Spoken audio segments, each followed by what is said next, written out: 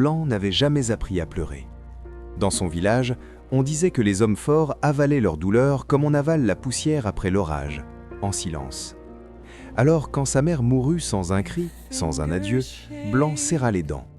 Il avait 12 ans. Ce jour-là, quelque chose en lui se referma. Les années passèrent.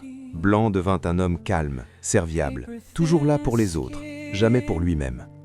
On le respectait, on l'aimait, mais personne ne le connaissait vraiment. Personne, sauf Maria. Maria arriva un matin de saison sèche avec une valise trop lourde pour son cœur. Elle fuyait une ville où elle avait trop aimé, trop cru, trop souffert. Ses yeux souriaient, mais ses silences criaient. Ils se rencontrèrent par hasard, près d'un vieux baobab. Blanc réparait un banc cassé.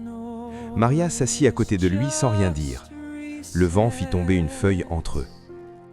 « Tu crois qu'un banc peut être réparé complètement ?» demanda-t-elle soudain. Blanc sourit. « Pas comme avant, mais il peut encore servir. » Ce fut le début.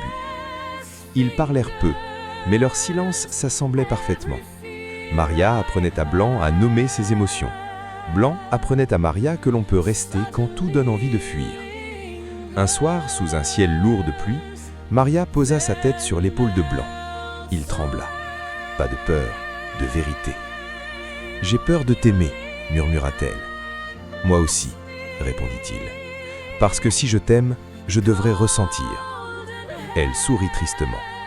Ressentir, ça fait mal, mais ne rien ressentir, ça tue. Ils s'aimèrent doucement, maladroitement, profondément. Mais l'amour n'est jamais seul. Un jour, Maria reçut une lettre. Un passé qu'elle croyait enterré revenait, exigeant des réponses, des choix. Elle s'éloigna, non pas par manque d'amour, mais par peur de faire souffrir Blanc. Le dernier soir, elle retira sa main de la sienne. « Tu mérites quelqu'un qui n'hésite pas », dit-elle en larmes. Blanc la regarda, les yeux humides pour la première fois de sa vie. « Je n'ai jamais hésité à t'aimer. J'ai juste appris à le faire trop tard. » Elle partit.